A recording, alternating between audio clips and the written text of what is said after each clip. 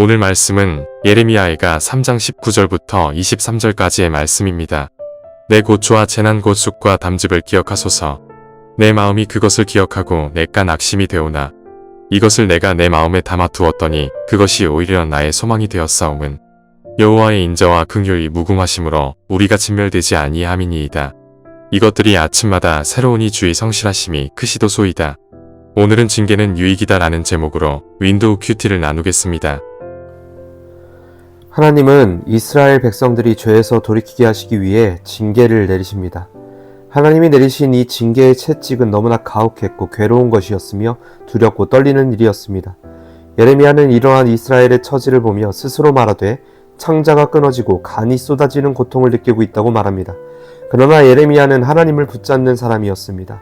하나님의 뜻을 구하던 사람이었습니다.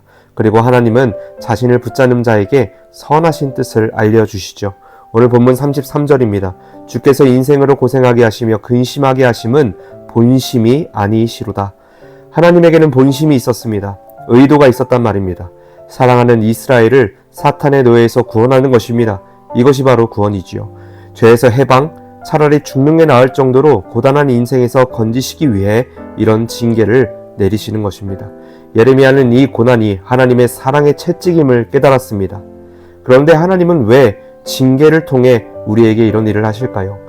1번, 너가 하는 일들의 결말을 보라는 것입니다. 여러분, 옛말에 콩 심는데 콩 나고 팥 심는데 팥 난다라는 속담이 있습니다. 심는 그대로 거둔다는 의미죠. 이 말은 사회생활을 할수록 더욱 깊이 다가옵니다. 시간의 차이는 있지만 내가 뿌린 행동은 반드시 나에게 돌아옵니다. 노력한 만큼 값진 결과를 만들어낼 수 있고 어느 한 번 적당히 타협했던 그것이 훗날 나에게 마이너스로 돌아오기도 합니다. 영혼에 대해서는 더욱 분명하게 나타납니다. 하나님 믿고 기도하고 예배드릴 때 내 영혼에 힘을 주사 모든 일들을 넉넉히 이기게 하심을 경험합니다. 반면에 하나님을 떠나 세상의 즐거움을 따를 때에 내 영혼의 빈곤함과 허무함이 생기고 완전한 평화가 없어짐을 느낍니다. 특히 혼자 있을 때 지은 그 죄, 그것은 반드시 우리에게 돌아옵니다. 그래서 좋은 친구는 내가 잘못된 길을 걸어갈 때 그것을 잡아주는 친구입니다. 좋은 교사는 따끔하게 잘못된 것을 지적하고 올바른 길로 갈 수 있도록 지도하는 교사입니다. 그렇다면 여러분, 본문으로 돌아와 봅시다. 이스라엘 백성들은 참된 자유와 축복을 주시는 하나님을 버렸습니다. 그리고 우리의 진정한 축복과 자유는 하나님의 반대편에 있다고 착각했습니다. 그 결과가 무엇입니까? 오늘 본문에서 나와 있다시피 멸망, 속박, 그리고 비참한 현실입니다. 이런 이스라엘 백성들에게 하나님이 징계를 내리시는 것은 이스라엘이 행한 모든 일의 결말을 막지 않고 그 결말을 보여주는 것입니다. 이것이 바로 하나님의 징계였습니다. 하나님이 주신 가나안의 자유를 사탄이 앗아갔습니다. 하나님이 주신 가나안의 평화, 하나님이 주신 민족의 강성함과 부유함을 사탄이 다 앗아갔습니다. 너희들이 하는 일들의 결말을 봐라 라며 죄의 길 그대로 내버려 두신 것입니다.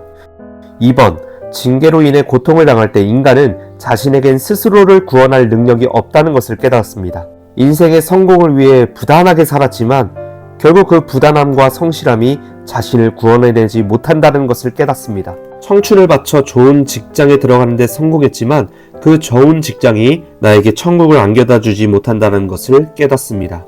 인생이 허무해집니다. 수고하지만 행복은 여전히 저 멀리 있습니다. 이것 또한 하나님이 내리신 징계입니다. 1번 징계, 2번 징계 모두 하나님이 주관하십니다.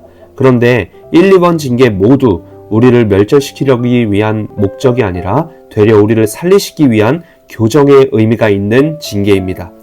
그래서 22절에 예레미야가 이렇게 얘기합니다. 여호와의 인자와 긍휼이 무궁하심으로 우리가 진멸되지 아니함이니이다. 예수님을 믿는 사람은 고난을 당할지언정 망하지 않습니다. 사탄이 공중권세 잡은 이 세상 속에서 살아가기에 어려움은 반드시 만날 수밖에 없습니다. 하지만 어려움을 만날지언정 사탄의 노예가 되어 고통에 묶여 살아가지 않습니다. 왜 그렇습니까? 하나님께서 인자와 긍휼이 무궁하시기 때문입니다.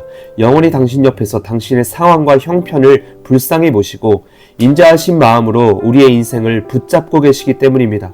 그래서 오늘 깊은 바다에 허우적거리는 것처럼 바쁘게 살아가도 우리는 하나님이 주신 기쁨으로 말미암아 행복하고 평안하게 살아갈 수가 있는 것입니다. 높은 산처럼 이길 수 없는 장애물을 무수히 만나도 우리 인생은 망하지 않습니다. 처음 보는 길을 만났을 때 이 길의 끝이 어디인지 가늠이 되지 않아 두렵고 떨릴 때에도 우리 인생은 결코 망하지 않습니다. 왜 그렇습니까? 당신의 인생에는 인자하시고 긍휼이 많으시고 날마다 아낌없는 사랑을 부어주시는 하나님이 함께 하시기 때문입니다. 그러니 여러분, 이 징계가 우리에게 유익입니까? 해입니까? 결과적으로는 너무나 큰 유익입니다. 이 징계로 인해 하나님의 절대적인 필요성을 깨닫고 이 징계로 인해 우리가 하나님께 더욱더 가까이 나아갈 수 있기 때문에 문제보다 크신 하나님을 가까이 할 수 있는 이 징계야말로 우리의 영혼을 완전하게 해주는 계기가 됩니다. 그 하나님께 돌아가십시오. 그 하나님을 기다리십시오. 25절 말씀입니다. 기다리는 자들에게나 구하는 영혼들에게 여호와는 선하시도다.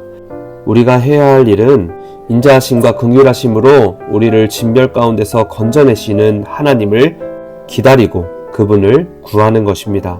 어려운 일이 있습니까? 고통스러운 일이 있습니까? 주님이 도우실 그때까지 인내하고 기도하십시오. 예레미야의 오늘 말씀은 기도의 내용입니다. 그는 끝까지 소망을 품으며 기도했고 결국 이 기도가 하나님께 상달되어 하나님의 구원과 이스라엘의 회복을 만들어냈습니다. 사랑하는 여러분, 하나님은 모든 계획을 세우셨고 그대로 인도하시지만 그것을 우리의 기도라는 연료로 일하시길 원하십니다. 그러니 우리의 죄를 주님께 자복하고 오늘 하루를 참고 견디며 하나님의 도우심을 기다리십시오. 죄와 사망의 길에서 즉시 빠져나와 하나님의 길, 십자가의 길을 걸어갈 수 있는 그런 저와 여러분들이 되시기를 주님의 이름으로 축복합니다. 기도하시겠습니다. 사랑의 하나님, 우리가 주님을 따르기를 원합니다. 우리의 인생과 우리의 삶이 순종의 열매를 맺게 하여 주시옵시고 선하신 하나님을 기다리고 선하신 하나님께 기도할 수 있는 그런 고등 2부가 다 되게 하사 우리 모두가 구원을 경험하고 구원의 능력을 누릴 수 있는 인생 살아가게 하여 주시옵소서. 감사드리며 예수님의 이름으로 기도합니다. 아멘. 우리 1분 동안 자유롭게 기도하시고 각자의 삶으로 돌아가도록 하겠습니다. 기도하시겠습니다.